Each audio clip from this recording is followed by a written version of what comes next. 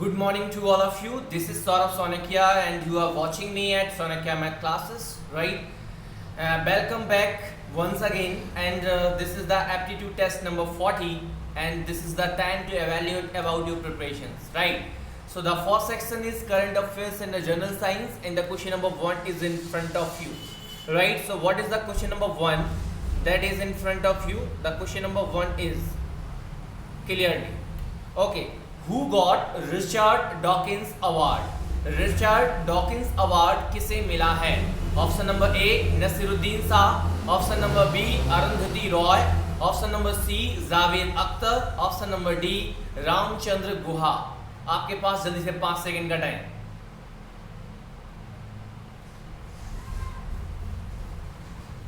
Okay, इसका सही answer है इसका option number C Javed Akhtar, right. इसका सही आंसर है जावेद अख्तर। तो आपने देखा ये सबसे पहले तो रिचर्ड डॉकिंस अवार्ड क्या है? रिचर्ड डॉकिंस अवार्ड एक अमेरिका का एक प्रेस्टिजियस अवार्ड है जिसकी शुरुआत 2003 में की गई थी atheist alliance of America group के द्वारा।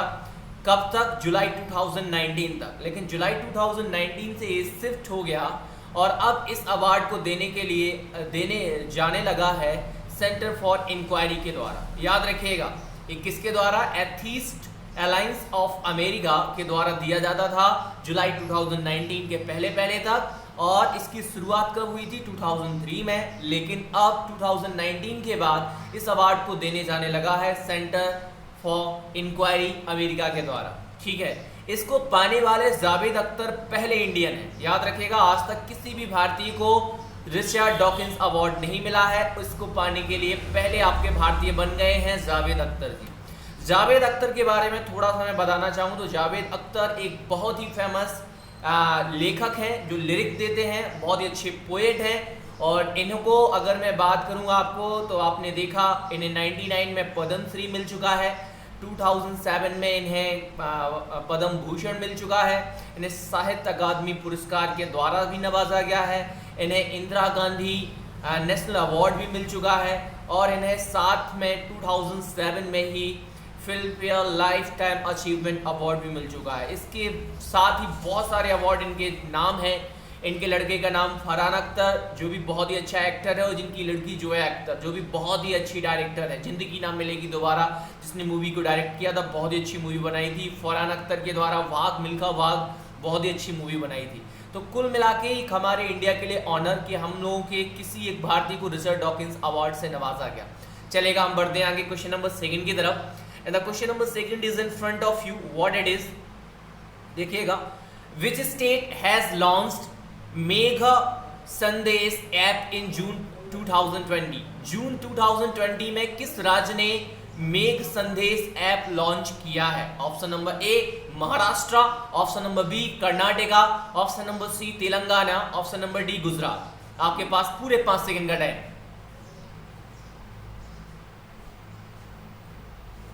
ओके, इसका सही आंसर मैं आपको बता दूं तो इसका सही आंसर है option number B Karnataka, right. तो कर्नाटका की सरकार, जहां पर अभी कर्नाटका में गवर्नमेंट है बीजेपी और जेडीएस की, और वहां पर जो चीफ मिनिस्टर है BS येदियुरप्पा, उन्होंने एक नया एप्लीकेशन को लॉन्च किया है मेघ संदेश। ये मेघ संदेश वहां पर कर्नाटक राज्य में अगर मैं बात करूं तो वहां के लोगों को दिन के मौसम के बारे में बताने के साथ साथ बारिश का पूर्वानुमान, वहां पर आने वाले बाढ़ के बारे में पूरा पूर्वानुमान और भूकंप के बारे में पूर्वानुमान और बहुत सारे टाइप के साइक्लोन्स के बारे में पूर्वानुमान दिया जाएगा। इस ऐप का एकमात्र उद्देश्य लोगों की सुरक्षा से है। और याद रखिएगा तो कर्नाटका में जो चीफ मिनिस्टर है उनका नाम BS येदियुरप्पा याद रखना है, और दूसरा कर्नाटक के जो गवर्नर है उनका नाम क्या है? बाजूभाई वाला। ओके, बाजूभाई वाला याद रखिएगा ये, क्योंकि आप लोगों को याद नहीं होगा। ठीक है, तो याद रखना है। कर्नाटका की कैपिटल आपको पता है बेंगलुरु है, राइट। चलिएगा, आगे बढ़ते हैं हम लोग क्वेश्चन नंबर 3 की तरफ। And the question number 3 is in front of you. What it is? Which state और the union territory government has proposed Dinkar Yojana in the state और यूनियन टेरिटरी बजट? किस राज्य और केंद्र शासित प्रदेश सरकार ने राज्य और केंद्र शासित प्रदेश के बजट में दिनकर योजना प्रस्तावित की गई है? Option number A new Delhi, option number B west Bengal, option number C Punjab, option number D Gujarat. जल्दी से आपके पास पूरे 5 सेकंड का टाइम, जल्दी से।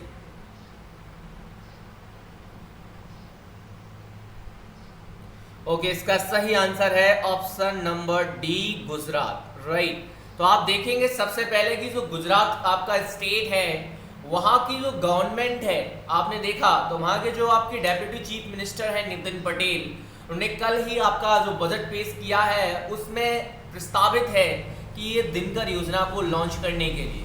ये दिनकर योजना है क्या? दिनकर योजना सिंपली वहां के किसानों के लिए 3 सालों के लिए दिन के समय में भी इलेक्ट्रिसिटी का प्रोवाइड कराना, यही है दिनकर योजना। इसके लिए अगर मैं बात करूं तो इस बार 2,12,000 और समथिंग कुछ करोड़ रुपए का बजट प्रस्तावित किया है, जो कि पिछली साल के बजट में 17,000 करोड़ ज्यादा का बजट दिया है। 17,000 करोड़ पूरा का पूरा अगर मैं बात करूं तो दिनकर योजना के लिए प्रस्तावित है। और याद रखना है एक ऐसा करने वाली पहली स्टेट गवर्नमेंट है, तो ये बहुत ही अच्छी पहल गुजरात सरकार के द्वारा। अच्छा, इसके साथ ही गुजरात की जो कैपिटल है वो याद रखिएगा राजधानी गांधीनगर है। गुजरात के जो चीफ मिनिस्टर मतलब मुख्यमंत्री जी का नाम क्या है, याद रखने वाली बात है, क्या नाम है? विजय रूपाणी जी। ओके, और गुजरात के जो गवर्नर है वो गवर्नर दैट मींस राज्यपाल, उनका नाम क्या है जल्दी से बताइएगा? आचार्य देवव्रत। क्या नाम है? आचार्य देवव्रत। तो इतना चीज हम याद रखेंगे। चलेगा, आगे बढ़ते हैं हम लोग क्वेश्चन नंबर 4 की तरफ। And the question number 4 is in front of you. What it is? Which of the following is an acidic salt? निम्नलिखित में से कौन सा अम्लीय लवण है? Option number A NaCl, option number B NH4Cl, option number C CH3COONA, option number D, sorry this is D, K2SO4, right. Sodium chloride, ammonium chloride, इसे बोलेंगे सोडियम एसीटेट और इसे बोलेंगे पोटेशियम सल्फेट। जल्दी से आपके पास पूरे 5 सेकंड का टाइम।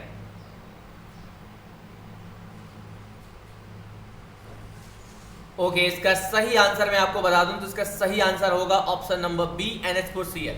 अब ऐसा क्यों होता है? तो आप देखते हैं लवण कब बनता है, सॉल्ट कब बनता है, तो आप जानते हैं ये रिएक्शन कहलाती है न्यूट्रलाइजेशन रिएक्शन। और न्यूट्रलाइजेशन रिएक्शन में आपकी क्या रिएक्शन होता है? When a acid makes a reaction with a base then the salt in water will form.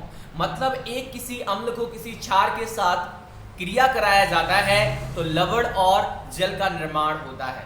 अब लवण आपके कितने प्रकार के होते हैं? 3 प्रकार के होते हैं। Salt are of 3 types, acidic salt, basic salt and neutral salt. मतलब अम्लीय लवण, क्षारीय लवण और उदासीन लवण। याद रखना है जब आप किसी भी प्रबल अम्ल की दुर्बल क्षार के साथ रिएक्शन कराएंगे, that means when a strong acid makes a reaction with weak base then the salt is form, that is called acidic salt, right. When a weak acid makes a reaction with strong base, then the salt is formed, that is called क्या बोलेंगे? basic salt. When a strong acid makes a reaction with strong base, then the salt is formed, that is called neutral salt. मतलब आपका प्रबल अम्ल है, दुर्बल क्षार है, तो बनेगा क्या? अम्लीय लवण।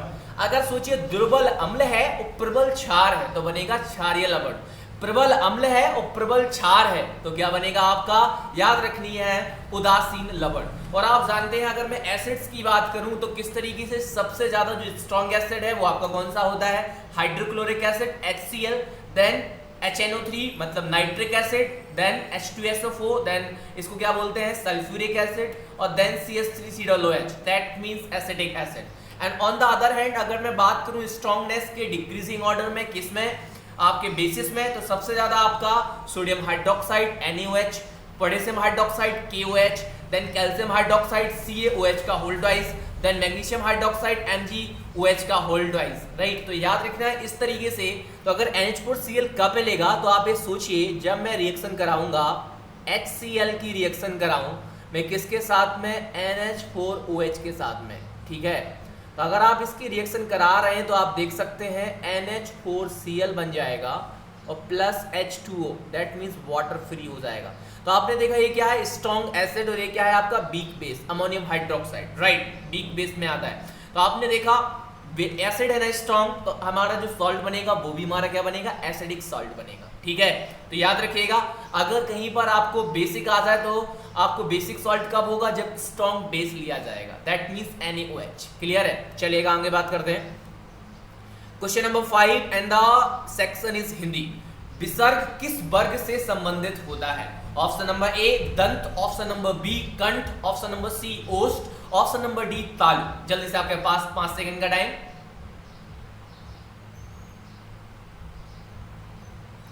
ओके, इसका सही आंसर है आपका ऑप्शन नंबर बी कंठ। आपने इसका सूत्र भी पढ़ा होगा, अकुह विसर्जनीया इति कंठा। मतलब क्या है, अगर आपने देखा है इसमें आ हा और विसर्ग वाला पूरा का पूरा जिस सारे के सारे आपके किस में आते हैं, कंठ में आते हैं। तो आपने अगर उच्चारण स्थल में पढ़ा हो तो कंठ में क्या आता है, छोटा आ आता है, और इसके बाद में आपने देखा क्या आता है, बड़ा आ आता है, और क्या आता है, हा आता है, विसर्ग आता है, और क्या आता है, अकुह मतलब का वर्ग आता है। तो याद रखना है कंठ बहुत ही सिंपल है। चलेगा आगे बात करते हैं। विसर्ग मतलब समझ में आ गया ना, विसर्ग लगाते हैं जो संस्कृत में। चलेगा आगे बढ़ते हैं क्वेश्चन नंबर 6 की तरफ। वर्तनी की दृष्टि से कौन सा शब्द सही है? ऑप्शन नंबर ए व्यावसायिक, ऑप्शन नंबर बी व्यावसायिक, ऑप्शन नंबर सी व्यावसायिक, ऑप्शन नंबर डी व्यावसायिक। जल्दी से आपके पास 5 सेकंड का टाइम।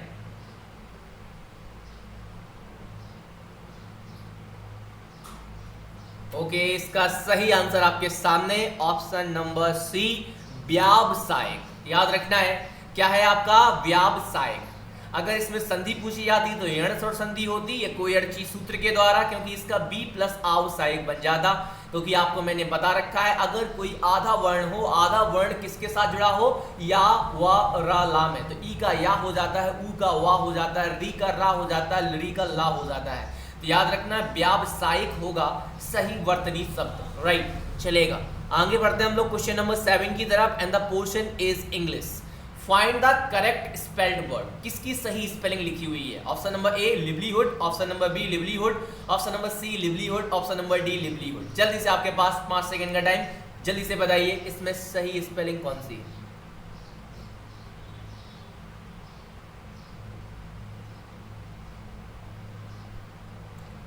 Okay, तो hope so you have chosen the right options and the right option it is option number A livelihood. Right.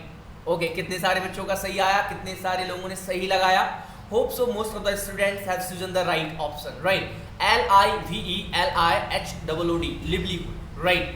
चलेगा, this is the right spelling, correct spelling, and this is the question number 8 is in front of you. One who hates women is called. Option number A philanthropist, option number B ascetic, option number C अगर मैं बात करूं तो misogamist, option number D misogynist. जल्दी से आपके पास 5 second का टाइम।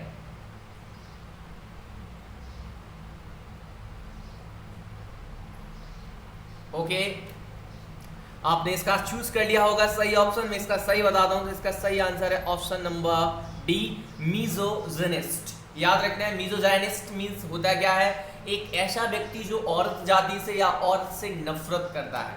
फिलैंथ्रोपिस्ट मींस जानते हो आप परोपकारी होता है। एस्थेटिक मींस क्या होता है, एक ऐसा इंसान जो किसी का क्या होता है, मैं बात करूं तो मतलब सिंपल सी बात करें तो अत्याचारी, थोड़ा सा दुश्मनी टाइप में। और मिजोजैमिस्ट मींस एक आपका क्या हो जाएगा ये मतलब ऐसा प्रवृत्ति रखने वाला। ठीक है, तो आपको पता है मिजोजेनिस्ट ही इसका सही ऑप्शन है। एक ऐसा व्यक्ति जो कि क्या करता है, जो वुमेन को हेट करता है, that means a person who hate women और the whole women kind, that is called misogynist. क्या कहलाता है, मिजोजाइनिस्ट।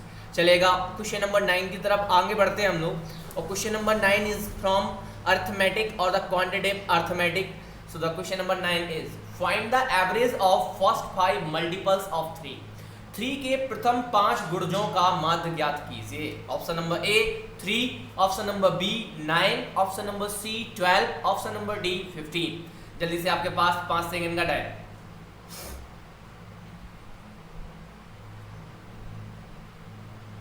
ओके, तो इसका सही आंसर है आपके सामने, जल्दी से सोच लीजिए। इसका सही आंसर है ऑप्शन नंबर बी। राइट, अब हम बताते हैं। तो माध्य या अर्थमेटिक मीन या एवरेज की बात करें तो क्या फॉर्मूला होता है, कुल पदों का योग बटे कुल पदों की संख्या। That means arithmetic mean is equal to sum of all observations upon number of observations, right. तो यहाँ पर अगर मैं फॉर्मूले की बात करूं तो यहाँ पर आप देखेंगे arithmetic mean is equal to sum of all observations upon number of observations, ठीक है। तो आपको पता है 3 के फर्स्ट 5 मल्टीपल, 3 की टेबल आती है ना, 3 1 जा 3, 3 2 जा 6, 3 3 जा 9, 3 4 जा 12, 3 5 जा 15। तो आप क्या करेंगे, सम ऑफ ऑब्जर्वेशन मतलब ऊपर सभी को ऐड करना है। तो 3 + 6 + 9 प्लस क्या आएगा आपका 12 और प्लस क्या आएगा आपका 15। क्लियर है। अच्छा, अपॉन में कितना करेंगे हम, 1 2 3 4 5। आपके नंबर ऑफ ऑब्जर्वेशंस कितनी है, 5। अच्छा, वो ऐड करिए तो 3 और 6 कितना हो जाएगा, 9, 9 और 9 18, 18 और 12 हो जाएगा आपका 18 और 12 हो जाएगा आपका, ठीक है, 18 और 12 हो जाएगा आपका 40 और 40 और 15 हो जाएगा आपका 55। एक गड़बड़ हो रहा है क्या, 15 और 2 17, 27 27 36, 36 और 6 हो जाएगा 42, 45 हो रहा है, नॉट 55, दिस इज 45 अपॉन 5 और 5 से 45 को डिवाइड लगाएंगे तो कितना आंसर आ रहा है, 9। तो आपका ये सही आंसर आ गया, वो आपका 9 निकल के आ रहा है, ठीक है ना। तो कोई प्रॉब्लम किसी को इस क्वेश्चन को समझने में, इस क्वेश्चन को समझने में कोई दिक्कत, केवल सिंपल सा फॉर्मूला 3 के प्रथम 5 गुणज मतलब 3 का टेबल पर देना है। 3 एकम 3, 3 दूनी 6, 3 तिरका 9, 3 चौके 12, 3 पाँचे 15, 3 1 जा 3, 3 2 जा 6, 3 3 जा 9, 3 4 जा 12, 3 5 जा 15। अब पांचों को हम ऐड कर देंगे, अपॉन पांचों की संख्या कितनी है आपकी, 5 ही है ना, उससे हम डिवाइड लगा देंगे और आपका जो सही आंसर है वो आपका सही आंसर आपके सामने आ गया। इसका अर्थमेटिक मीन, या फिर हम इसी को बोले मीन, या फिर हम बोले एवरेज, या फिर हम बोले माध्य या समांतर माध्य, कुछ भी नाम से आ जाए, यही करना है। चलेगा, इसका लास्ट क्वेश्चन आपके सामने है और hope so most of the students will also give the right answer for this question. If a plus b ratio b plus c ratio c plus a equal to 6 ratio 7 ratio 8 and a plus b plus c is equal to 14, then find the value of c, right? What it is, यदि a plus b अनुपात b plus c अनुपात c plus a का मान 6 अनुपात 7 अनुपात 8 है और a plus b plus c बराबर 14 है, तब c का मान ज्ञात कीजिए। Option number A 6, option number B 7, option number C 8, option number D 40। जल्दी से आपके पास पूरे 25 सेकंड्स का time.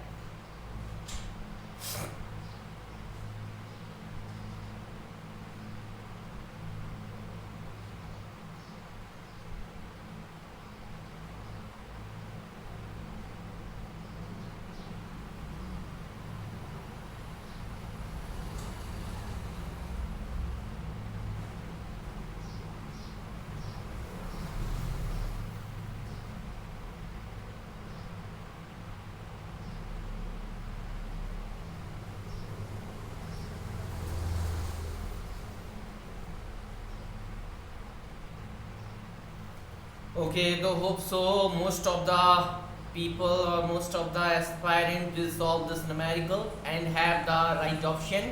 And the right option of this question, it is option number A, 6. Okay, wow. Okay, so most of the students have chosen the right option, hopefully. And now how can we solve this numerical, right? यहाँ पे मैं आपको दिखाता हूँ किस तरीके से इसको करना है, right? तो आपको दिखाते हैं यहाँ पर, ओके, ठीक है। तो देखिएगा यहाँ पर जब भी आपको मैंने बताया अनुपात दिया हो, रेशियो दिया हो, तो हम हमेशा एक वेरिएबल लेते हैं उसको लिखने के लिए। तो आप देखेंगे a plus b is equal to कितना हो जाएगा, 6x हो जाएगा, क्योंकि a plus b ratio b plus c ratio c plus a है। सिमिलरली आप अगर b प्लस सी की वैल्यू देखेंगे तो कितना आ जाएगा आपका, 7x आ जाएगा, ठीक है। और इसी तरीके से c प्लस a की वैल्यू देखें तो कितना आ जाएगा, 8x आ जाएगा। कोई दिक्कत किसी को? अब अगर मैं इन तीनों को जोड़ दूँ, ठीक है, इक्वेशन नंबर 1 2 3 को जोड़ रहे हैं, तो देखिएगा आप क्या हो जाएगा, a plus b plus c plus c plus a equal to आपका कितना आ रहा है, 6x plus 7x plus 8x, 6 7 13, 13 और 8 कितना हो गया, 21x। और यहाँ पर ध्यान से देखिएगा तो 2a आ रहा है प्लस 2b आ रहा है प्लस 2c आ रहा है, इक्वल टू कितना आ रहा है, 21x। तो आप देख सकते हैं 2 यहाँ से कॉमन आ जाएगा, a plus b plus c equal to कितना आ जाएगा 21x। और यहाँ पर ध्यान से देखिएगा a प्लस बी प्लस सी की वैल्यू हमें दी गई है कितनी 14, तो 2 इंटू 14 रख दीजिए तो आपके पास में कितना आ गया 21x। ठीक है, तो आप अगर इससे x की वैल्यू निकालें तो x की वैल्यू कितनी आ गई 28/21। ठीक है, और 28/21 करें तो आपके पास में कितना आ गया 7 4 ज़ा 28 और 7 3 ज़ा 21। ठीक है, तो x की वैल्यू कितनी आ गई 4/3। आपको वैल्यू किसकी निकालनी है c की। तो अगर मैं a प्लस बी की वैल्यू निकाल लूँ और इसमें से मैं घटा दूँ तो a प्लस बी की वैल्यू यहाँ रख देंगे तो c की वैल्यू निकल आएगी। Very nice. तो इस वाली इक्वेशन में x की वैल्यू रखिएगा तो क्या आएगा a plus b is equal to 6 और x का मान कितना आया 4/3। तो 3 से 6 कितने बार घटेगा 2 टाइम और 2 4 जा कितना आ गया 8। तो a प्लस बी की जगह पे कितना निकल के आ गया हमारे पास में वैल्यू 8 आ गई। अब बस इस इक्वेशन में रख दीजिए तो आपके पास में कितना दिया है a plus b plus c equal to आपके पास 14 है। तो a प्लस बी की वैल्यू आप रख दीजिए 8, तो 8 प्लस सी इक्वल टू 14। तो c का मान कितना आ जाएगा 14 माइनस 8। 14 में से 8 जाएगा तो कितना आएगा आपका, बोलिए जल्दी से कितना आएगा, कितना आएगा 6 आ जाएगा। समझ में आ गया। तो हमने सबसे पहले a प्लस बी का मान, b प्लस सी का मान, c प्लस a का रेशियो है तो कोई एक डेफिनेट वेरिएबल लेना होगा। तीनों को ऐड कर दिया तो 2a plus 2b plus 2c आ रहा है, 2 कॉमन ले लेंगे तो a plus b plus c जिसकी वैल्यू हमें दी गई है रिप्लेस कर दीजिए।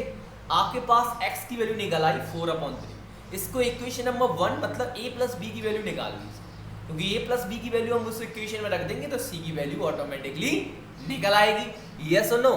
तो होप सो अब यहाँ पर मैं आपसे बात करना चाहूँगा तो शायद most of the students have scored 10 out of 10 in this aptitude test and some of the students are just behind to score full marks.